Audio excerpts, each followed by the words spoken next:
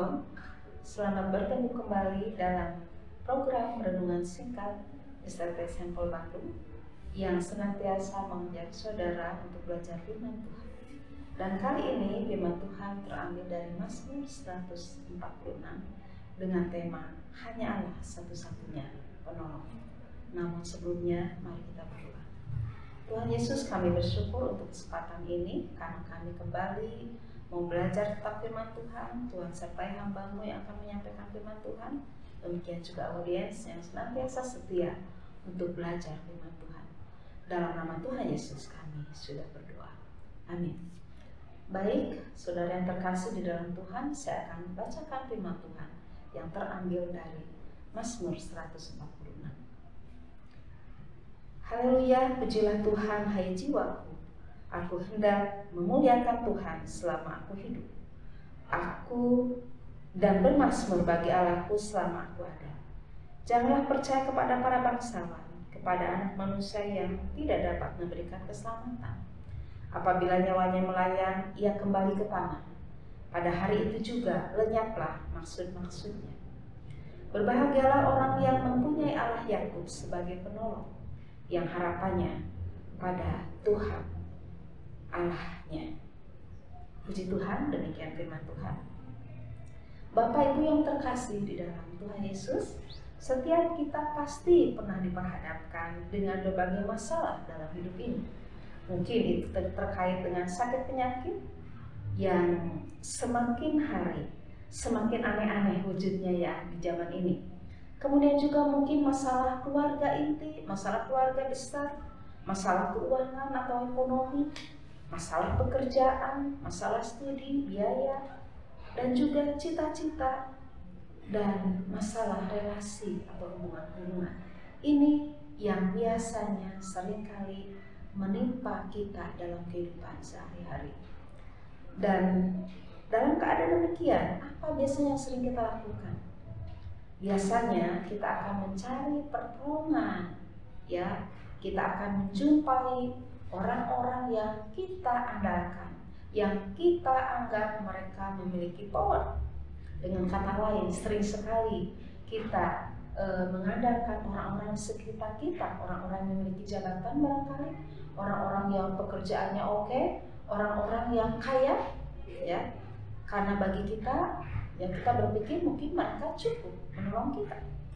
Sering sekali kita meminta pertolongan kepada mereka, ya, karena secara kasat mata mereka terlihat oleh kita. Namun, ya, seringkali juga mungkin kita dikecewakan, ya, karena tidak sesuai dengan apa yang kita harapkan. Nah, saudara yang terkasih di dalam Tuhan Yesus, pemazmur mengingatkan kepada kita dalam hal ini. Janganlah percaya kepada para bangsawan. Jangan percaya kepada mereka. Jangan percaya kepada orang kaya. Sekali lagi, karena mungkin kita juga bisa dikecewakan karena tidak sesuai dengan harapan kita. Dan kemudian di ayat 4 dikatakan, apabila nyawanya melayang, ia kembali ke tanah. Artinya mereka juga fana, tidak kekal.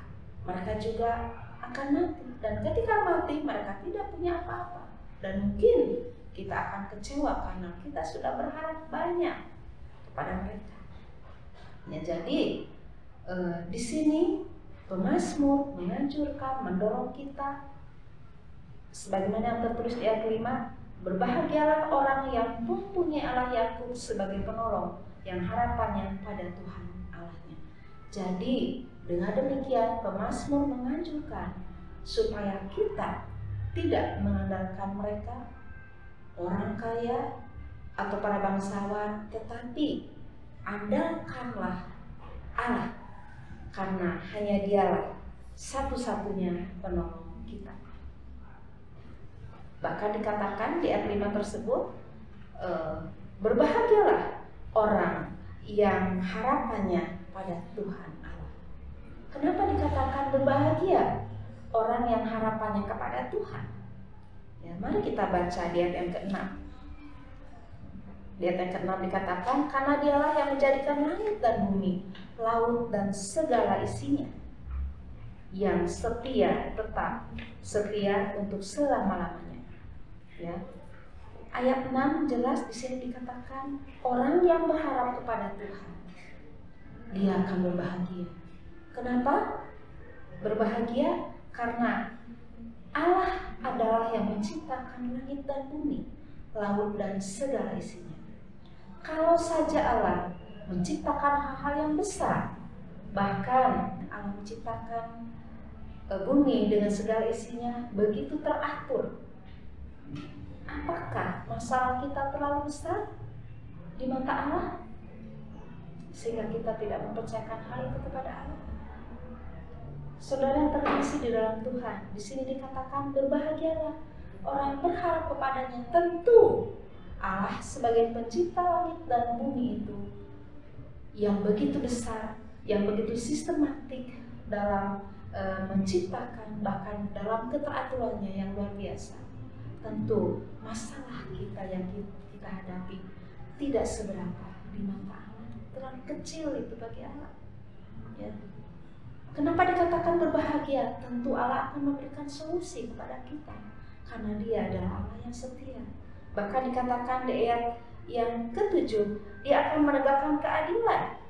Dia akan memberi roti kepada orang yang lapar. Ya, artinya Allah tidak akan membiarkan kita dengan masalah kita.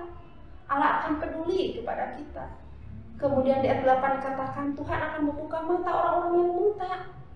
Ya, kemudian di ayat yang berikutnya Tuhan katakan Dia akan menjaga orang-orang asing, anak yatim dan janda ditegakkannya kembali.